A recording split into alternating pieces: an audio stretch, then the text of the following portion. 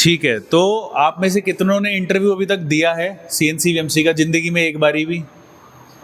हाथ ऊपर करो जिसने दिया है। 2 लड़कों ने दिया है बस। ठीक है, तो देखो अभी तक इंटरव्यू जो है वो किसी ने दिया नहीं है और बहुत सारे कमेंट्स हमें आ रहे हैं कि सीएनसी वीएमसी के इंटरव्यू को में पूछा क्या जाता है। अभी क्या हो रहा है कि जैसे कैड के जब इंटरव्यू होते हैं तो एक ही इंटरव्यू के अंदर वो सेलेक्ट कर लेता है लड़का। यहाँ पे क्या होता है, वो नाम पता पूछते हैं, बेसिक नॉलेज पूछते हैं, फिर कंपनी में जाके वो प्रैक्टिकल टेस्ट लेते हैं और ज़्यादा कॉम्प्लिकेटेड चीज़ें पूछते हैं। तो इस वीडियो के अंदर हम आप सबको समझाने वाले हैं कि आप 100% किस तरीके से इंटरव्यू क्लियर करोगे। उसमें हमने 2 लेवल्स भी रख दिए हैं कि अगर बेसिक ऑपरेटर लेवल की नौकरी लग रही है तो ये पूछा जाएगा, इससे ज़्यादा नहीं पूछा जाएगा। और कुछ पूछा जाएगा तो कुछ लड़के हैं जिन्होंने इंटरव्यूज़ दिए, वो बताएंगे हमें कैसे क्वेश्चन पूछे जाते हैं और प्रोग्रामर लेवल पे क्या एक्सपेक्ट कर सकते हैं। इन सब के आंसर्स भी हम सारे डिस्कस करेंगे। ठीक है, तो सबसे पहला क्वेश्चन सर कौन सा है और इसका क्या आंसर है, क्या बच्चों को इसका जवाब देना है वो आप बताइए। और आप सब लोग नोट्स बनाने लग जाओ कि रटवा देंगे आपको, ताकि कोई भी इंटरव्यू में जाओगे, चाहे ऑपरेटर भी काम ना कराओ, प्रोग्रामर भी कॉन्फिडेंस से बन सकते हो। ठीक है, तो पहला क्वेश्चन सर क्या है और क्या आंसर है? सबसे पहले जो हमारा एक लेवल होता है, जैसे आप लोग जैसे इंटरव्यू में जाते हो तो सबसे पहले एक चीज़ पूछी जाती है कि मशीन की हैंडलिंग किस तरह से करते हो। जैसे प्रोग्रामिंग करना वो अलग हो गया, लेकिन सबसे पहले बेसिक क्या होता है कि आप मशीन को हैंडल किस तरह से करते हो।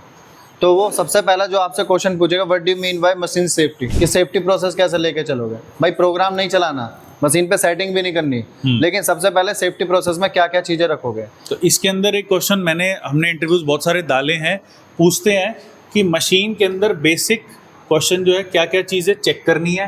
अभी जैसे लुब्रिकेंट नहीं है, कूलेंट नहीं है, तो वो भी एक सेफ्टी कंसर्न है, कुछ ना कुछ डैमेज होगा उसके अंदर।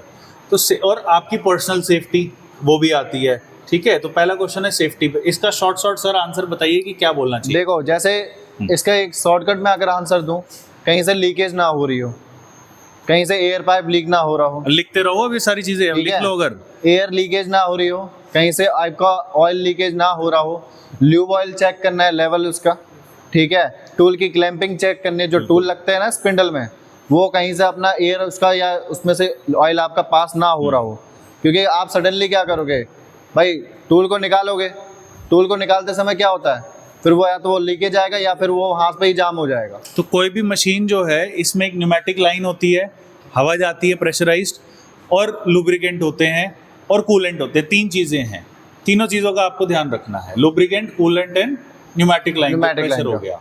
ठीक है, नेक्स्ट क्वेश्चन क्या है हमारा? नेक्स्ट क्वेश्चन होता है what do you mean bye workpiece clamping. अब आपके सामने क्या है, आपसे इंटरव्यू में पूछा जाएगा भाई तेरे पास ये ड्राइंग है, अब मेरे को ये बता दे इस पीस का आपको क्लैंप कैसे करना है। हाँ। क्योंकि देखो, ऑपरेटर के माइंड में ड्राइंग को देखते ही ये समझ में आना चाहिए कि उसका क्लैंपिंग कैसे होगा, उसका सेटअप कैसे बनेगा। राउंड पीस है तो राउंड पीस के लिए हमारे पास आता है 3 चक या 4 चक। हाँ, लिख लो, इसके नोट्स बना लो। राउंड पीस है, पूछ लेंगे, सिंपल एक क्वेश्चन पूछेंगे इंटरव्यू में, राउंड पीस की क्लैंपिंग कैसे करनी है।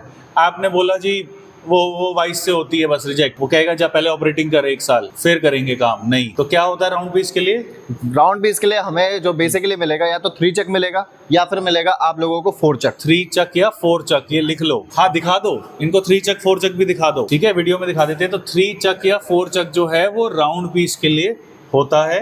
और जो हमारे सर नॉर्मल क्यूबिक पीसेस होते हैं वो कैसे पकड़ता है? देखो, नॉर्मल क्यूबिक पीस का ये होता है कि फंक्शनल एरिया क्या है, काम कहाँ पे करना है। ठीक है, ठीक है। अगर ज्यादा हाइट में काम नहीं है तो आप अपना उसको वाइस में क्लैंप कर सकते हो। ठीक है, नहीं तो नीचे हमारा उसको बोलते हैं मैग्नेट या पैरेलल पैकिंग।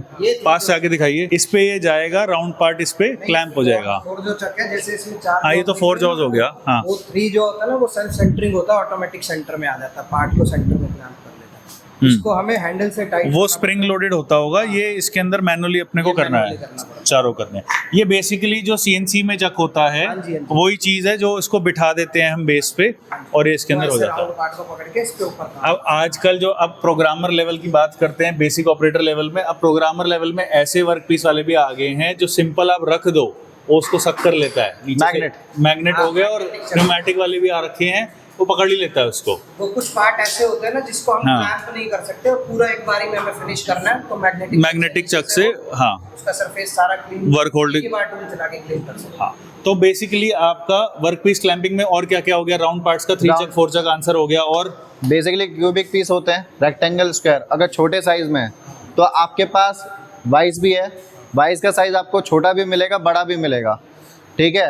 अदरवाइज जितने टूल रूम सेटअप लेके चलते हैं, अब भाई बड़ी बड़ी डाइयाँ बनती है, उनको आप वाइस में बांध के नहीं बना सकते, तो उनके लिए क्या कर रखा है, एक तो जिसे बोलता है स्टेप क्लैंपिंग, साइड में ही बस लगा देते हैं, साइड में क्लैंपिंग कर बस। देते हैं, ठीक है, विद द पैकिंग। और दूसरा होता है अगर उसके दूसरी साइड काम करना है तो पैरेलल पैकिंग भी हमारे पास आती है। लिख लो भाई, सब भूल जाओगे। ठीक है, वाइस जो है वो नॉर्मल पार्ट्स के लिए है, बहुत बड़ी डाई होती है तो उसके लिए क्या होता है? पैरेलल पैकिंग, क्लैम्प्स होते हैं, ठीक है, ये पूछा जाएगा। एक क्लैम्प भी दिखाओ जरा, सारी चीजें हैं हमारे पास। क्लैंप की पैकिंग और स्टड दिखा दो। देखो ये अभी बात करी थी ना, ये हाँ, क्लैम्प्स हैं। ये क्लैंप्स हैं, ये आपके वर्कपीस को सपोर्ट करता है। इसकी हाइट मेंटेन करने के लिए ब्लॉक्स दे रखे होते हैं हमें, इसमें थ्रेड होती है, तीत बने होते हैं, आप इसको ऐसे मेंटेन कर सकते हो इसकी हाइट को, जितनी आपकी ब्लॉक की हाइट है, और उसके ऊपर ये आपके स्टड से टाइट होता है वर्कपीस। मेन पता है क्या है, इन क्वेश्चंस में मैंने देखा है, मैंने इंटरव्यू सारे देखता हूँ मैं, टेक्निकल वर्ड नहीं पता होता। आप बोलोगे हाँ वो पकड़ने के लिए होता है, उसको क्लैम्प बोल दोगे तो तुम पास हो। तुम बोल दोगे कि भाई हमारे पास कुछ टूल होता है, ये होता है, वो होता है, मतलब परफेक्ट वर्ड पता होना चाहिए। कुछ बच्चे ना इनको बोल्ट बोल देते हैं, बट ये एक्चुअली में स्टड है। स्टड बोलते हैं जिसमें दोनों साइड बोल्ट बोल देते हैं, स्क्रू बोल देते हैं, कुछ भी बोल देते हैं। बोल्ट में ना हेड होता है जो फिक्स होता है, इसमें दोनों साइड अगर थ्रेड है ना तो ये आपका स्टड बोला जाता है। आप स्टड बोलना हमेशा इसको, और ऊपर नट है और नीचे टी नट लगता है जो बेड में टी स्लॉट में आपका लगता है वो। ठीक है, तो 2 क्वेश्चन आपके तैयार करवा दिए। एक हो गया सेफ्टी, और पर्सनल सेफ्टी में ग्लव्स, वैसे तो Gloves इंडियन है। इंडस्ट्रीज में फॉलो नहीं होता, बट बोलने को अगर आप बोल सकते हैं सेफ्टी ग्लासेस, ग्लव्स ग्लव्स हो गए, ग्लासेस हो गए, हेलमेट हो गया, सेफ्टी शूज हो गए, सेफ्टी शूज हो गए। That's it. हाँ, सेफ्टी शूज जो है वो कंपलसरी है। अब इसके बाद नेक्स्ट क्वेश्चन आता है भाई, what do you mean bye offset? ये बहुत जरूरी है, ये तो हर जगह पूछा जाता है ऑफसेट का क्वेश्चन। अब देखो बेसिकली मैंने क्या बोला, ऑफसेट है बहुत छोटा वर्ड, लेकिन बहुत इसके अंदर वेरिएशन है। XY के लिए आप देते हो G54 से लेके G59 में आप अपना डिफाइन कर सकते हो, G54 से लेके G59। अब किसी महामूर्ति ने हमसे ये पूछ लिया, सर जी जॉब एक है, हाँ, इतने सारे क्यों दे रखे हैं? भाई बेड एक होता है, उस पर आपके जॉब पर्टिकुलरली कितने भी लगा सकते हो। ये नहीं है कि खाली एक बार में एक ही जॉब बन सकता है। आप प्रोग्राम ऐसा तैयार करो ताकि G54 पे अलग काम हो जाए, G55 के थ्रू अलग हो जाए, G56 के साथ अलग हो जाए, G57 के साथ अलग हो जाए, ठीक है। दूसरा होता है जेड हाइट के लिए। जेड हाइट में आपको 2 तरह के ऑफसेट मिलते हैं। देखो एक- बट अभी सबसे पहले करते हैं, कोई कंपनी पूछती है ऑफसेट कितने प्रकार के होते हैं, तो क्या आंसर दें? 4 टाइप के। 4 टाइप के। वो बोलेगा नाम बताइए, तो नाम बताओ चारों। नाम होते हैं, एक पहले का लिख लो geometric, geometric offset, second wear, wear offset, WEAR, wear offset, third आएगा आपका वर्क कोऑर्डिनेट या वर्क ऑफसेट बोलते हैं जिसे, और चौथा वर्कशिप। वर्कशिफ्ट। ठीक है, ठीक है, ये सारे आपको लिखवा दिए। इतना बोल देना, इंटरव्यू क्लियर हो जाओगा। अभी इसमें हम पढ़ा नहीं सकते, हमें सिर्फ बहुत- इस वीडियो का मीनिंग है इनको पार कराना, बस that's ठीक है। it। बट इसमें बेसिक ये भी पूछ लेता है वो कि वियर और भाई के ज्योमेट्री पास में वर्क और उसमें वियर और ज्योमेट्री में क्या फर्क है, आपका डिफरेंस क्या है तो उसमें? बेसिकली आपसे अब ये पूछ सकते हैं, एक तो 4 नाम पूछ लेंगे और उसके डिफरेंसेस पूछ लेंगे। कॉमन तो यही दोनों पूछते हैं आपके, वियर और ज्योमेट्री में क्या फर्क है। ठीक है, तो ये हो गया। अब क्या होता है उनका फर्क, वो वीडियो में नहीं डाल सकते, वो बहुत लंबा हो जाएगा। फिलहाल बात हो रही है ओनली कि कौन से टाइप्स और क्या फर्क है इंटरव्यू के हिसाब से। Next, what do you mean by pre machining of work piece? भाई तुम्हें एक वर्क पीस दे दिया जाएगा, इंटरव्यू में सीधा पूछा जाएगा, तेरे को मैंने एक ब्लॉक दे दिया, अब तू इसमें क्या क्या चीजें देखेगा। सबसे पहले ड्राइंग के हिसाब से उसका टोटल लेंथ हो रहा है या नहीं हो रहा, इट शुड बी परफेक्ट, पहली चीज। ठीक है। दूसरा मैंने अभी इसमें आपको बताया क्लैंपिंग के बारे में, क्लैम्प भी जगह छोड़नी ठीक है, हमें। जगह कितनी रखनी है। हाँ। तीसरा पीस का राइट एंगल और सेंटर और हाइट। भाई लिख लो तीनों। कैसे आपको वर्क पीस से पहले क्या काम करना है, ये क्वेश्चन पूछ सकते हैं आपसे। वर्क पीस पे क्या करना है कि पहले वर्क पीस परफेक्ट होना चाहिए, उसके डायमेंशंस जो होंगे, जो आपने डिजाइन में अपना कैंप सॉफ्टवेयर में लिए हैं, उसको परफेक्ट करना है आपको। दूसरा पीस का राइट एंगल, पीस का राइट एंगल हो गया। Third centre, centre. और फोर्थ आपका क्लैंपिंग क्या रहेगा। क्लैंपिंग के अंदर जो जगह छोड़नी होती है, ये सारी चीजें ठीक है, रहेगी। क्लैंपिंग पर्पस क्या रहेगा आपका, कैसे लेके चलोगे उसको। ठीक है, तो ये हो गया। और लास्ट क्वेश्चन क्या है हमारा? लास्ट क्वेश्चन है फॉर द बेसिक ऑपरेटर, बहुत ही बेसिक। जिसको बिल्कुल कुछ नहीं आता, उसने अभी नई नई ताजा ऑपरेटिंग सीखी है, तो उसके लिए what do you think about the controller? बस वो इतना ही पूछते हैं कि तूने किस पे काम किया है, दैट्स इट। कि कंट्रोलर में फानुक पे काम करा तो भाई उसके एक आध वर्ड पूछ लेगा, एक आध बटन का नाम मतलब पूछ बस लेगा, दैट्स इट। बट वो इंटरव्यू हमें नहीं देने जिसमें इतना बेसिक पूछा जाए। बेसिकली वो 1-2 जी कोड के बारे में भी पूछ लेते हैं जो कॉमन है, G0 और G01 के बारे में, या G023 के बारे में पूछ लेते हैं, cool and turn off but के ये बारे में। बहुत ज्यादा बेसिक है। हाँ, ये तो बहुत ज्यादा बेसिक है। अगर आपसे ऐसे क्वेश्चन पूछे जा रहे हैं इंटरव्यूज में तो मजेदार वाली कंपनी नहीं है। अभी हमने अल्ट्रा कॉर्पोटेक की एक डाली थी, आपका जैसे एक्सपीरियंस है वहाँ भेजेंगे, 4 लड़कों की हो गई प्लेसमेंट।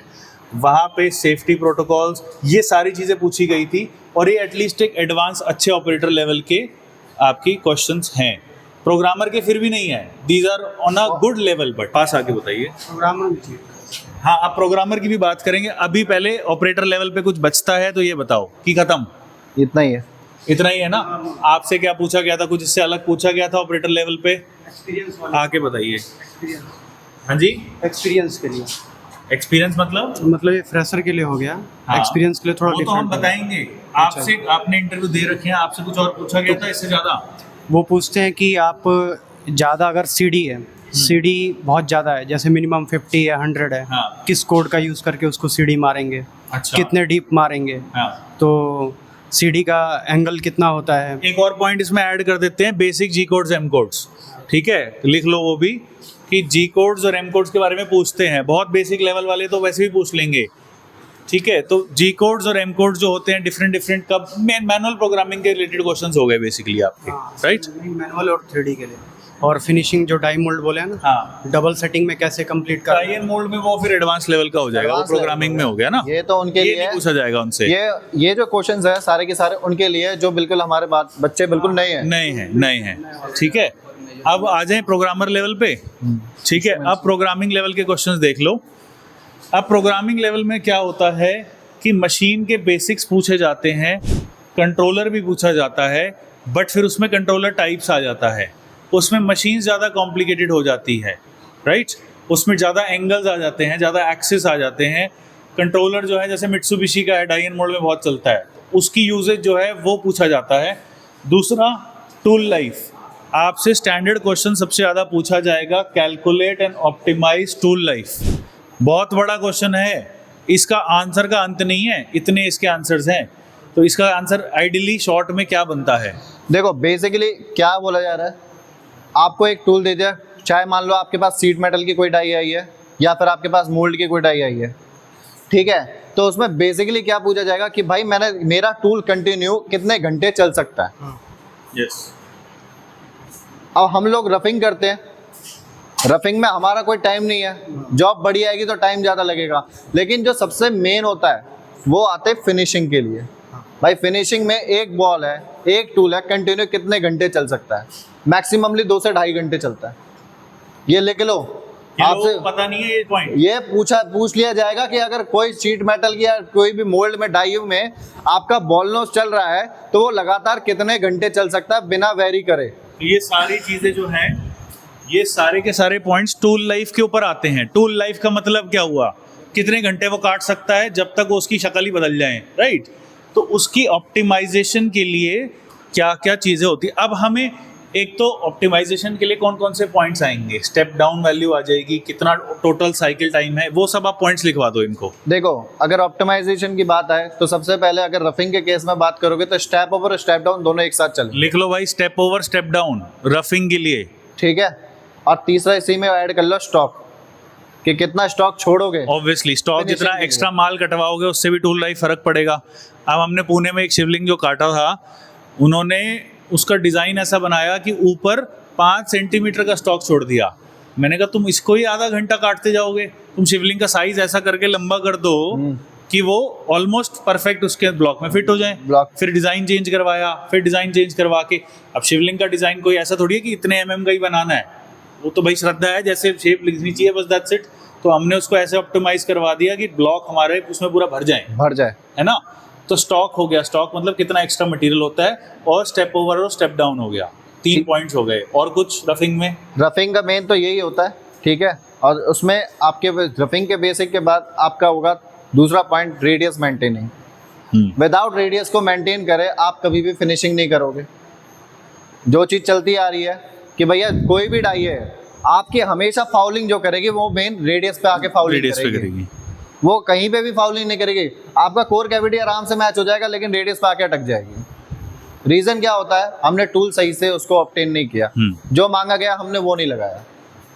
ठीक है, बट अभी ऑप्टिमाइजेशन की बात चल रही है, टूल लाइफ की, तो इसमें step over, step down, stock, anything else और टोटल बस, साइकिल टाइम। total cycle तो time। बहुत जरूरी है ना, 4 चीजें हो गई हमारी। ठीक अब है, फीड स्पीड तो इसमें रहेगा ही रहेगा। अब फीड एंड आरपीएम से फिनिश पे क्या फर्क पड़ता है, दैट्स द क्वेश्चन। देखो अगला क्वेश्चन ये आता है कि भैया कितना फीड और आरपीएम रखोगे अगर किसी जॉब को फिनिश कर रहे हो। तो बेसिकली क्या होता है, जब हम लोग रफिंग करते हैं तो रफिंग में हम अंधाधुंध काटते हैं, हाँ, मटेरियल निकालना है मटेरियल उससे। निकाला क्योंकि बल्क में मटेरियल काटना है। लेकिन जब फिनिशिंग की बात आएगी तो फिनिशिंग में हमेशा उसको एक ही जवाब देना है, that is RPM is high and feed is low. लिख लो भाई, standard rule, RPM is high and feed is low. लो हमेशा, ये उसका एक सिद्धांत, मतलब तो 1/3 रहेगा। अच्छी फिनिश के लिए आरपीएम रखा हाई है, फीड लो रखते हैं। हाँ। रीजन बीइंग, रीजन के लिए क्योंकि जितना तेज टूल घूमेगा हाँ, और जितना टूल तेज धीरे चलेगा ऑब्वियसली वो उतना वो ज्यादा क्लीन करेगा हमेशा उसको। उससे ज्यादा ही क्लीन करेगा। ठीक ठीक। फिर एडवांस फिक्सरिंग के क्वेश्चंस पूछ सकते हैं, पर वो तो हमने उसमें भी कवर कर लिया था। कर लिया। क्लैंप्स आ गए हमारे, और जो मैग्नेटिक हमारा चक हो गया, वो सब चीजें हो गई। देन एडवांस्ड ऑफसेट के अंदर, जैसे उसमें आपसे पूछेंगे जब ऑपरेटर हो तो 4 तरीके के ऑफसेट पूछ लेंगे, यहाँ पे डिफरेंस पूछ लेंगे। अब बताओ डिफरेंस क्या है, वेयर ऑफसेट और वर्क ऑफसेट, ज्योमेट्रिक ऑफसेट और वेयर ऑफसेट, ये पता होने चाहिए सारे। तो ये एडवांस लेवल के लोगों को पूछा जाता है। और सबसे जरूरी अब आ गए हम कैम पे, कैम क्वेश्चंस पे। कैम क्वेश्चंस में टूल पाथ ऑप्टिमाइजेशन एक बहुत ब्रॉड फील्ड है, उसमें क्या क्या पूछा जा सकता है? देखो टूल पाथ ऑप्टिमाइजेशन का मतलब क्या होता है, आपने कौन से प्रोसेस के लिए कौन सी स्ट्रेटेजी को लेके चले हो। बिल्कुल। रफिंग में कौन सी स्ट्रेटेजी लेके चल रहे हो, फिनिशिंग है तो फिनिशिंग में कौन सी स्ट्रेटेजी लेके चल रहे हो, रेडियस निकालना है तो रेडियस के लिए कौन सी स्ट्रेटेजी लेके चल रहे हो। There are 12 types of finishing. अगर मैं खाली अपने पावर मिल सॉफ्टवेयर की बात करूं, करें तो बतेरी टाइप की 12 टाइप से आप एक जॉब को फिनिश कर सकते हो, लेकिन जॉब को देख के, प्रोफाइल को देख के वो हमें ऑब्टेन करना होता है कि कौन सी फिनिशिंग को यूज करना अब सॉफ्टवेयर के अंदर फिनिशिंग में मेरे को याद है वॉर्टेक्स है, स्पाइरल है, इतनी सारी टेक्निक्स है, कौन सी कहाँ पे यूज करनी है, कौन सी कभी यूज नहीं करनी, बस ऐसी दे रखी है। बहुत सारी चीजें हैं उसके अंदर। देखो, इसके ऊपर आप कैंप ज्यादा पढ़ाते हो तो एग्जैक्टली आप क्या इसके अंदर गाइडलाइंस दे सकते हो सिर्फ इंटरव्यू क्लियर करने के हिसाब से? सर ऑप्टिमाइजेशन में क्या होता है ना कि जैसे एक उसमें होता है ऑप्टिमाइज कॉन्सेंट्रेट टूल पाथ, हाँ, वो हर प्रोफाइल के अकॉर्डिंग अपने टूल पाथ को जनरेट करता है। हाँ, और जैसे भी आप स्पाइरल की बात करो, अगर हमारे पास कोई सर्कुलर ही पार्ट आ गया तो वो सिर्फ सर्कुलर ही चल रहा है। ऑप्टिमाइज कॉन्सेंट्रेट में क्या होता है ना कि टूल हर प्रोफाइल के अकॉर्डिंग अपनी प्रोफाइल बनाता है, कहीं से एक्स्ट्रा एंट्री लेता है। अगर हम रास्टर चला रहे हैं, जैसे एक रास्टर भी होता है, रास्टर सिर्फ जिगजैग चलती है, उसमें टूल घूमता ज़्यादा ऑप्टिमाइज कॉन्सेंट्रेट में, और रास्टर में सिर्फ जिगजैग चल के पूरी प्रोफाइल को बना देता है। माय क्वेश्चन इज इंटरव्यू के लिए बच्चा क्या बोलेगा, बस ये बता दो आप। तो रास्टर में भी जैसे अभी सर ने बताया प्रोफाइल, इंटरव्यू के लिए ये बोलेगा वो कि सर मेरे पास बहुत सारी स्ट्रेटजीज हैं, ज्योमेट्री जो होगी, डिजाइन जो होगा, उस हिसाब से आई विल डिसाइड, राइट? ये ज्योमेट्री के हिसाब से डिसाइड होगा। और क्या क्या इसमें ऑप्टिमाइजेशन है। नेक्स्ट आ गया आपका ऑप्टिमाइजेशन में साइकिल टाइम कैसे कम करते हैं, वेरी वेरी सबसे ज्यादा इंपॉर्टेंट क्वेश्चन। तो साइकिल टाइम का क्या बोलेंगे हम? देखो साइकिल टाइम में आपका जो मेन चलता है, हमारा एक तो रफिंग ज़्यादा टाइम लेता है, दूसरा सेमी फिनिश और फिनिश। आपको इंडस्ट्री में ऐसे भी बतेरे प्रोग्रामर मिलेंगे या फिर ऐसे भी सिखाने वाले बहुत मिलेंगे, जो मर्जी वैसा चला दे, हाँ, कुछ भी चला देते हैं, हाँ। कुछ भी चला दे, बस जॉब फिनिश होना चाहिए। ये नहीं देखते कि भैया कितना माल कहाँ पे काटना है। तो एग्जैक्टली अब what is the answer to this question? Answer क्या है? आंसर सिर्फ एक है। रफिंग का हमारा जो फंडा होता है, रफिंग में हम ये बोलते हैं भाई तू अभी बल्क में काटेगा, लेकिन जो उससे छोटे टूल चलेंगे वो खाली वहीं पे काम करेंगे जहाँ पे वो काम नहीं कर पाया। ऑब्वियसली। तो पहले रफिंग में मेरा बिग टूल, राइट? यस। तो पहला एक आंसर हो गया आपका कि बड़े से बड़ा टूल अपने को रफिंग के लिए यूज करना है, ठीक है? जिसका डायमीटर बड़ा टूल मतलब डायमीटर, ऑब्वियसली, ठीक है। डेप्थ ऑफ कट भी ज्यादा ले सकते हैं, दे सकते हैं उसमें, हाँ, बट उसकी एक सेफ लिमिट है। सेफ लिमिट है। क्या है उसकी सेफ लिमिट? सेफ लिमिट ये रहती है, अगर हम बोलते हैं अपना जो नॉर्मल लैंग्वेज में बोलते हैं 250 से नीचे ब्लॉक आ रहा है, 250 mm XY की हाँ, पोजीशन, हाँ। तो उसमें अपना जो डेप्थ ऑफ कट आएगा मिनिमम 0.3 से तक आएगा, मिनिमम की मैक्सिमम? मैक्सिमम 0.3। हाँ, मैक्सिमम 0.3 mm हो गया। ये और- पैरामीटर्स इनको रटवा दो ना ठीक सबको, है। हाँ। और जो 250 से प्लस जाते हैं 300 350 का ब्लॉक आ गया, आप उसमें 0.5 से लेके 0.4 0.6 तक लेके चलते बड़े बड़े डेप्थ ऑफ कट आप ले सकते हो। क्योंकि उतना जितना ब्लॉक का साइज बढ़ेगा उतना उसका वेरिएशन बढ़ जाएगा, वो अपना झेल सकता है। छोटा ब्लॉक जल्दी उखड़ सकता है, ठीक है, ठीक है। तो लोड पड़ेगा। फिनिशिंग में मैंने एक लड़के का देखा था प्रोग्राम, 17 घंटे का प्रोग्राम बना दिया था, तो वो क्या गलतियां थी, कैसे उसमें ऑप्टिमाइज करना है? मेनली क्या होता है सर कि एक होता है फीड स्पीड का सबसे बड़ा, हाँ लिखो भाई, तुम लिख नहीं रहे हो। फीड स्पीड हो गया फिनिशिंग सबसे में। बड़ा अगर आपका टूल फिनिशिंग में 17 घंटे ले रहा है, 18 घंटे ले रहा है, तो पहली दिक्कत क्या है? फीड स्पीड का है। दूसरा क्या है? स्टेप ओवर कंडीशन, कि भैया स्टेप ओवर उसने ढंग से नहीं लिया। और तीसरा, उसने स्ट्रेटेजी सही से फॉलो नहीं करी है। जैसे हम लोग आपको बताते हैं कि 2 से 2.5 घंटे एक बॉल चल सकता है, अगर वो 17 घंटे चल रहा है तो मतलब फिनिश तो वो होगा ही नहीं। तो लिमिट लिख लो फिनिशिंग के प्रोग्राम की, 2.5 घंटे मैक्स। तो 2.5 से 3 घंटे में लेके आना है। अगर आपका फिनिशिंग प्रोग्राम उससे ज़्यादा बन रहा है तो वैसे ही गलत हो गया। तो ऑप्टिमाइजेशन में आप अगर इंटरव्यू में इतना बोल दोगे कि भाई ये तो 2.5 घंटे से मुझे नीचे लेके लाना है क्योंकि बॉल नॉस की इससे ज़्यादा लाइफ नहीं होती, तो वैसे ही क्लियर हो जाओगे आप। अगर जैसे इंटरव्यू वाला हमसे जैसे पूछा गया था एक बारी हाँ कि भाई मेरा बॉल चल रहा है, फिनिश में चल रहा है, 10 घंटे टाइम ले रहा है, हाँ तो तू बता तू कैसे सही करेगा? बिल्कुल, तो मैंने उसको छुट्टे एक ही आंसर दिया था, 10 घंटे चल रहा है तो वो बॉल कभी फिनिश नहीं करेगा। फिनिश ही नहीं करेगा। कह रहा लास्ट लिमिट 2.5 घंटे है। पैराग्राफ एरिया बांट दिया जाओ तो टूल अपना मैचिंग भी करेगा, ओवरलैपिंग भी करेगा और ढंग से फिनिश भी हो जाएगा। ठीक है, काफ़ी हाई लेवल हो गया ये। दूसरा लीड एंड लिंक्स का कॉन्सेप्ट पूछ लेते हैं, what is this? Lead and link पता है किस लिए यूज किया जाता है? अबे जोर से बोलो। Tool safety. टूल सेफ्टी क्या होता है भाई? क्या होता है लीड एंड लिंक, एक बार बता दो। लीड एंड लिंक का मतलब देखो, जो जितने भी प्रोग्रामर होते हैं अगर वो लीड एंड लिंक का यूज नहीं कर रहे हैं, there is no programmer. Lead and link programmer की जान ही होती है किसी भी टूल पाथ की। हाँ बेसिकली क्या होता है, जितने भी हमारे टूल ओवरराइड करते हैं, एंगल में आ रहे हैं, टूल की 2 पोजीशन होती है। एक टूल सीधा आके प्लंज करेगा तो उस पर लोड ज्यादा पड़ेगा, बिल्कुल। दूसरा आता है टूल एंगल में आके प्लंज करेगा तो उसके ऊपर लोड कम पड़ेगा। और रफिंग में सबसे ज्यादा टाइमिंग हमारी इसी चीज की लग जाती है। ये तो आप समझा रहे हो, अब आप बताओ बच्चे को आंसर क्या देना है। वो समझा नहीं सकता कंपनी का, वो सीधा बोलेगा लीड एंड लिंक से आपका क्या मतलब है? लीड एंड लिंक से सेफ ये है कि टूल की सेफ्टी का ध्यान रखें, टूल की एंट्री, टूल की मूवमेंट, एग्जिट और अपनी स्मूथनेस, इससे डिफाइन होता है, इससे टूल की सेफ्टी डिफाइन होती है। बस ये आंसर देना है आपको। ऑप्टिमाइजेशन पे भी फर्क पड़ता है इससे ना। हाँ। मान लो लिंक्स हैं वो फालतू के उठ रहे हैं, हाँ। तो उसको कम करके हम टूल पाथ ऑप्टिमाइजेशन भी कर सकते हैं। टाइम बचा लेंगे। लिंक है ना जो उसके कनेक्शन एक्स्ट्रा उठते हैं, तो उसको कम करके आपका टूल पाथ भी कम हो जाएगा और टाइम पीरियड भी कम आएगा आपका। ठीक है। और high speed versus conventional? High speed में भैया आपका कि आप बताओगे कि फास्ट मशीनिंग कर सकते हो। कन्वेंशनल में क्या करता है, वो डेप्थ ऑफ कट लेता है, बार बार ऊपर से कटता आता है। हाई स्पीड में एडेप्टिव मशीनिंग बोलते हैं, जैसे एक ही बार टूल जाएगा और पूरी रफिंग करके आ जाएगा। तो वो कहाँ पे यूज होती है हाई स्पीड? हाई स्पीड जैसे आपको पूरी पॉकेट एक बारी में कट करनी है, तो टूल को पूरा डेप्थ ऑफ कट के टूल के साइड में फ्लूट्स होते हैं ना, उनसे कटिंग कर सकते हैं आप। बार बार मतलब डायरेक्ट जेड में उतारा और काट दिया। सॉफ्ट मटेरियल्स पे, एल्युमिनियम्स पे आप कुछ भी बना रहे हो, डायरेक्ट उतारो और काट दो। कैम सॉफ्टवेयर में भी अलग अलग बोलते हैं इनके नाम, कोई एडेप्टिव मिलिंग बोल देता है, कोई जैसे सॉलिड कैम में आई मशीनिंग बोल देते हैं, इंटेलिजेंस मशीनिंग।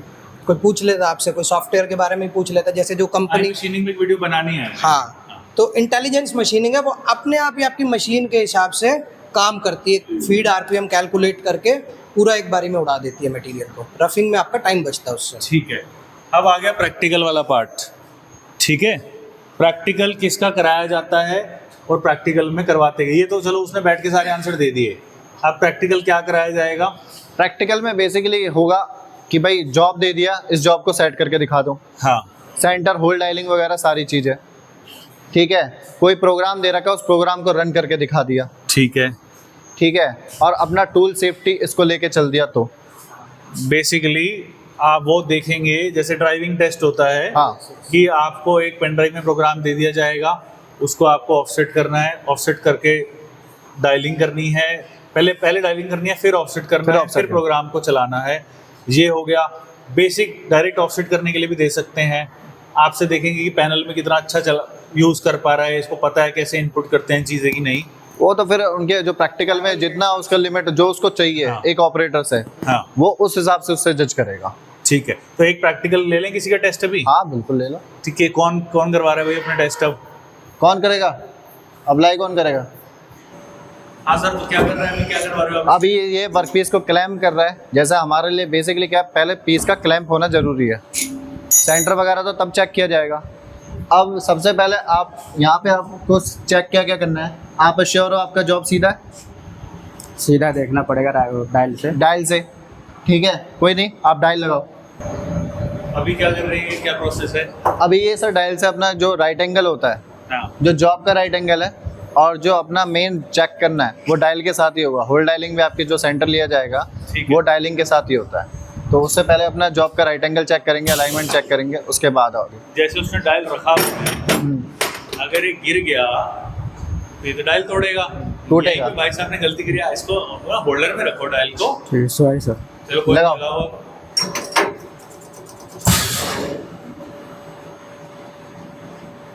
ऐसे प्रॉपरली चेक करना है घुमा के कि कहीं ये नीचे ना आ जाए। बेसिकली क्या होता है, आपके ये दोनों चक आपस में फंसने चाहिए, तब जाके आप पहचानोगे कि ये आपका सही लगा है टूल या नहीं लगा है। ठीक है, तो आगे करो। अभी सबसे पहले क्या करोगे आप? राइट एंगल देखेंगे इसका। ठीक है, करिए। एक मैक्सिमम एक ऑपरेटर को कितना टाइम लगना चाहिए जॉब को सीधा करने के लिए? तो आपके एक्सपीरियंस के हिसाब से कितना टाइम लगना चाहिए? मुश्किल से 5 मिनट। मुश्किल से ज़्यादा से ज़्यादा 5 मिनट। ज़्यादा से ज़्यादा 5 मिनट। तो देखते हैं ये भाई साहब 5 मिनट में करते हैं कि नहीं करते हैं। पहली बात तो सीधा होगा तो कोई दिक्कत ही नहीं।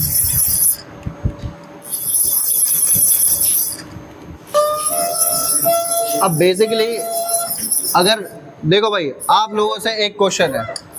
अभी सर ने, इन्होंने जिस प्रोसेस से ये राइट एंगल चेक किया है, is this right process? No. Right process क्या होता है? अगर कोई भी जॉब को आप लोग सीधा कर रहे हो या फिर कोई भी जॉब को आप सेंटर अलाइनमेंट या फिर चेक कर रहे हो, तो वो पॉइंट टू पॉइंट डिस्टॉर्शन में होना चाहिए। एक पॉइंट पे टच के फिर उसके बाद दूसरे पॉइंट पे जाके टच करके देखोगे। अगर ऐसे डायल को लेके जाओगे तो डायल की लाइफ क्या होती है? ख़त्म हो जाए, वो घिस जाता है, उसकी लाइफ खत्म हो जाती है। उसका बॉल धीरे धीरे क्या होगा, साइज में कम होता जाएगा, वो वेरिएशन देना शुरू कर देगा। ठीक है, तो सर लगभग कितना वेरिएशन में है? 0.3 का है। 0.3। 0.3 का है। तो इसको सीधा करना है सबसे पहले।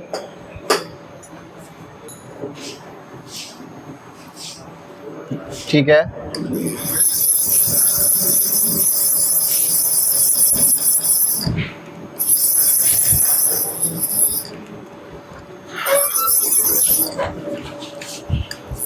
अब यहाँ पे ठीक है, एक ऑपरेटर के लिए देखो, जब भी एक इंटरव्यू वाला आपसे पूछेगा तो बेसिकली उसका दूसरा क्वेश्चन क्या आएगा? सबसे पहले भाई तेरे को जॉब दे दिया, तेरे को जॉब को वो अपना पूरा अलाइनमेंट करके देना है। दूसरा, वो डायल करते समय आपसे क्या पूछेगा? अगर आप डायल का यूज कर रहे हो, सबसे पहला क्वेश्चन आएगा प्रेशर कितना रखना है, कि डायल के अंदर कम से कम कितना प्रेशर रखना है। कितना? 200 माइक्रोन मिनिमम। 0.2 का प्रेशर तो मिनिमम दे के ही चलना है।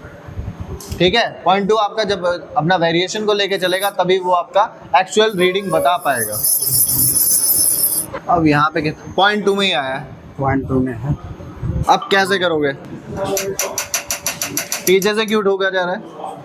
पीछे से इसलिए ये 0.2 मतलब अच्छा, इसके 0.2 के प्रेशर को कम करने के लिए यहाँ पे ये 0.2 का प्रेशर को जो कंट्रोल कर रहे हैं, तो उसके लिए ये अपना उसको दे के चल रहे हैं। चलो जी, ठीक है, चलिए करिए। 0.2 में जैसे आ रहा है, इसको 0.1 तक ठोकेंगे। 0.1 तक का कह रहे हैं कि ये 0.1 तक मैं इसका प्रेशर मेंटेन करूंगा, और इसके बाद आगे का प्रेशर जो है वो हाफ ऑफ करके चल रहा हूँ।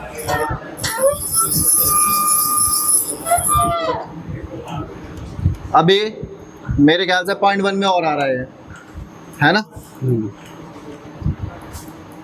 तो बेसिकली जो प्रैक्टिकल चल रहा है, ये क्या करवा रहे हो आप इससे? सबसे पहले जॉब का राइट एंगल। तो जॉब के राइट एंगल के अंदर क्या क्या गलतियां आ सकती है? जॉब के राइट एंगल के अंदर सबसे पहली बात क्या है कि आपको जॉब को सही तरीके से सीधे करने का पैटर्न पता होना चाहिए। ठीक है। दूसरा, प्रेशर मेंटेन करना आना चाहिए डायल का। जॉब को राइट एंगल करने के लिए वो पूछ लें कौन सा टूल यूज होता है, तो टूल यूज नहीं होता, डायल यूज होता है। Whatever, dial dial. एक बस डायल टेस्ट इंडिकेटर, डायल और कोई तरीका है? अगर रफिंग ब्लॉक है, मतलब रस्टी ब्लॉक है, तो आप उसको एनविल के थ्रू करोगे। तो दो ऑप्शन आ गए ना, नॉलेज दिखाएंगे ना इंटरव्यू में कि एनविल से भी हो सकता है, अगर डायल से भी हो सकता है, रस्टी ब्लॉक है तो। और भी कोई तरीका है? बाकी अपना जो आते हैं वो इंडिकेटर आते हैं जो एडवांस टेक्नोलॉजी के साथ आ गए हैं, हाँ, ब्लू एंड वो बोलते हैं जैसे, उसमें क्या होता है? उसमें वो टेस्टिंग जैसे टचिंग करेगा वो अपना एक लाइट जनरेट कर देगा। लेजर से भी चीजें हो जाती है लेजर से भी आजकल हो रही है। अच्छा, तो बेसिक ये हो गया, और क्या करवाओगे इससे आगे? आगे इससे मैं पहले ये सीधा कर देगा, हाँ, उसका पहले चेक किया जाएगा कि हाँ। राइट एंगल है कि नहीं है, हाँ। कितने में इसने कितने माइक्रोन में सीधा कर रखा ठीक है। है। अगला होल डायलिंग जो मेन होता है सेंटर अलाइनमेंट के लिए, ठीक है। कि जॉब उसी पॉइंट को मास्टर बना के चलेगी। तो अभी वीडियो में सारा नहीं दिखा सकते, इनसे बस सीधा करवा दिया, हाँ। और इसके बाद होल्ड हो गया? टाइमिंग, उसके बाद कुछ और, अभी उसके बाद जेड का ऑफसेट वगैरह सारी चीजें आएंगी। जेड का ऑफसेट, तो ये सारा आता है आपको? अच्छा, ठीक है, बहुत बढ़िया। और प्रोग्राम आपने चलाया है मशीन में अभी तक कि उसकी बारी नहीं आई है? अभी उसकी बारी नहीं आई प्रोग्राम तो पहले वो भी कर लो, फिर एक बार हो जाएगा ये तो almost- 70 माइक्रोन में इन्होंने सीधा किया है। सर हाँ। एक्चुअली ये है कि सर इसकी फिनिशिंग जो है ना अभी इसमें क्या है वो खुरदुरा टाइप का है और मैं आपको बता दूं 70 माइक्रोन मैक्सिममली जो आप इंडस्ट्री में लिमिट दी जाती है वो लास्ट टू लास्ट 20 से 30 माइक्रोन की रहती है, लेकिन इंडस्ट्री तब भी आस्क करती है आपसे कि वो 0 होना चाहिए। 70 माइक्रोन बहुत ज्यादा है। देखो, इंडस्ट्री जो है वो ये चेक कर रही है कि इसको आता है कि आता है, नहीं, बाकी तो 2 दिन में वो 10 माइक्रोन भी करवा लेगी। ठीक है, ठीक है, तो आई होप आपको ये अच्छा लगा होगा, समझ आया होगा कुछ। और अगर आपसे और कोई क्वेश्चन पूछे गए थे भाई आपसे जो हमने कवर करे, इसमें सब हो गया? इधर आके बताओ और क्या पूछा गया था। आज जैसे सारे कि- खत्म कर देते हैं क्वेश्चन। जैसे वर्क पीस अगर कंप्लीट हो गया हाँ। तो अनलोड करने से पहले उसमें डायलिंग कट मारते हैं, अच्छा। क्योंकि जॉब फिनिशिंग हो जाता है हाँ। तो सेम उसी फिनिशिंग में डायमेंशन इक्वल हो जाता ठीक है। है। उसके बाद कोई चांस नहीं रहता कि हम उसमें एडिशनल कुछ काम कर सकें। तो उसमें क्या होता है, उसमें डायलिंग कट मारना बहुत ज़रूरी होता है। उसके बाद जॉब को अनलोड किया जाता है, उससे XY वेरिएशन नहीं होता हमारे वर्क पीस में। अच्छा। इसलिए डायलिंग कट मारने से एडवांस्ड मशीनिंग के क्वेश्चंस हो गए, वो कुछ भी हाँ। पूछ सकता है आपसे। जैसे बड़े बड़े जो मोल्ड्स होते हैं उनमें डायलिंग कट मारना और एक होल को इंटरपोलेशन मार के उसकी होल फिनिशिंग करना थ्रू जो बॉटम सेटिंग लोड करे तो उसमें डायलिंग कर सकते हैं। ये किससे पूछा जाएगा? सबसे तो नहीं, ये तो बिल्कुल बोल्ड एंड डाई ये वालों जो से। एडवांस ऑपरेटर होते हैं हाँ, कई जगह इन सब के अलग अलग नाम होते हैं। जैसे अभी भाई ने बोला डायलिंग का, ठीक है, हमारे यहाँ पे बोला जाता है उसको रेफरेंस कट या टूलिंग होल। ठीक है। टूलिंग होल में क्या होता है, एक बेसिकली होल दे दिया जाएगा, वो उससे रेफरेंस क्रिएट किया जाएगा। और रेफरेंस कट इसलिए दिया जाता है ताकि आप उस जॉब को अगर दोबारा कभी काम आ रहा है उस जॉब पे तो आप उसी जॉब से अपना सेंटर करके वहाँ पे काम कर सकते हैं। तो ये बर एडवांस लेवल की मशीनिंग टेक्निक्स हो गई, जिसको ये जो इस लेवल का इंटरव्यू दे रहा है उसको ये पता ही होगा क्योंकि वो काम कर चुका है। वो R&D टाइप में हो वो गया ना, R&D टाइप में हो गया कि कैसे ऐसी हमें प्रॉब्लम आ रही है उसको कैसे हम सॉल्व कर सकते हैं। बाकी फिर भी कोई क्वेश्चन बचता है तो कमेंट करिए, हम उसका आंसर कमेंट में दे देंगे जरूर। आप लोगों को। Thank you. Thank you so much.